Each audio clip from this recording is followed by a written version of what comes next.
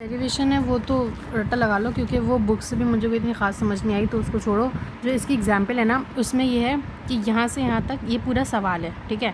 अब इस सवाल में ये हो रहा है कि उन्होंने स्टॉक प्राइस बताई हुई है, इंटरेस्ट रेट बताया हुआ है उस दिन का, 90 डेज़ का कॉल हमें करना है, पुट जो है वो ATM है, ये सारी उन्होंने सारी इन्फॉर्मेशन दी हुई है। अब इस चीज़ का मतलब ये है कि जो आपकी कॉल ऑप्शन जो है ना, वो तुम सेल कर रहे हो, मतलब उससे तुम्हारे पास पैसे आ रहे हैं, और पुट ऑप्शन से पैसे जा रहे हैं। अगर ये होता, अगर तुम लोगों ने यहाँ पे ये लिख दिया कि कॉल ऑप्शन जो है वो तुम बाय कर रहे हो, मतलब अगर सपोज़ करो कॉल ऑप्शन बाय किया हमने 5 पे और पुट ऑप्शन सेल किया हमने 2 पे, तो 5 हमारे पास से गए, -5, और पुट ऑप्शन 2 हमने सेल किया, तो ये प्लस है।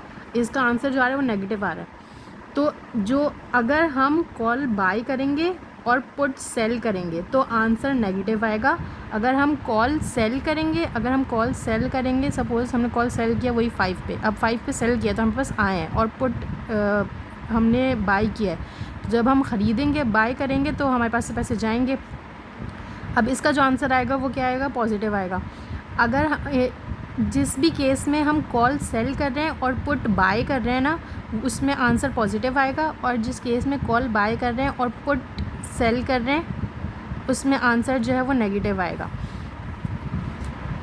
अब यहाँ पे हमारे पास आंसर जो है वो पॉजिटिव आ रहा है, तो ये भी बता रहा है कि हमारे पास जो कॉल ऑप्शन है वो हम सेल कर रहे हैं और पुट ऑप्शन जो है वो हम बाय कर रहे हैं।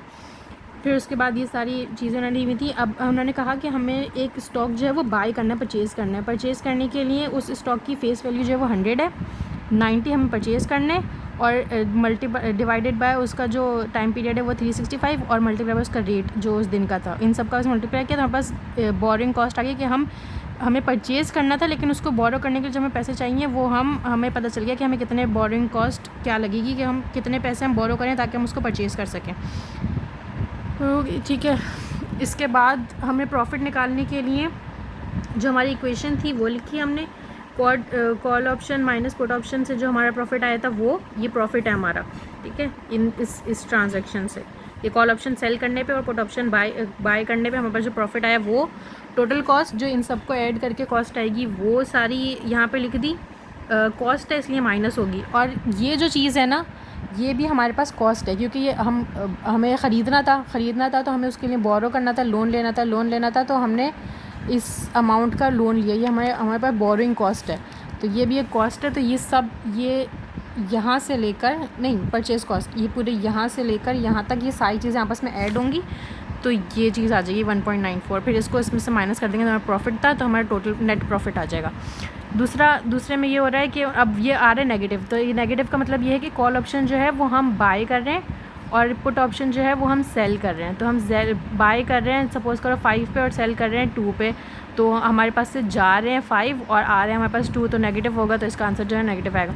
अब इसको हम बाय कर रहे हैं, ये सब हो गया। अब इसमें जो है हमें सेल करना है, हमने सेल करना है स्टॉक। तो जब हम स्टॉक सेल करेंगे तो हमारे पास आएंगे पैसे, जब पैसे आएंगे तो हम इन्वेस्टमेंट करेंगे। अब कितने पैसे आएंगे वो देखने के लिए वही 100 उसकी फेस वैल्यू, 90 हमें करने थे, उसका टाइम पीरियड, रेट, इन सब का मल्टीप्लाई किया, हमारे पास आंसर आ गया। ये जो अमाउंट है हमारी इन्वेस्टमेंट है, ये हमारा प्रॉफिट है।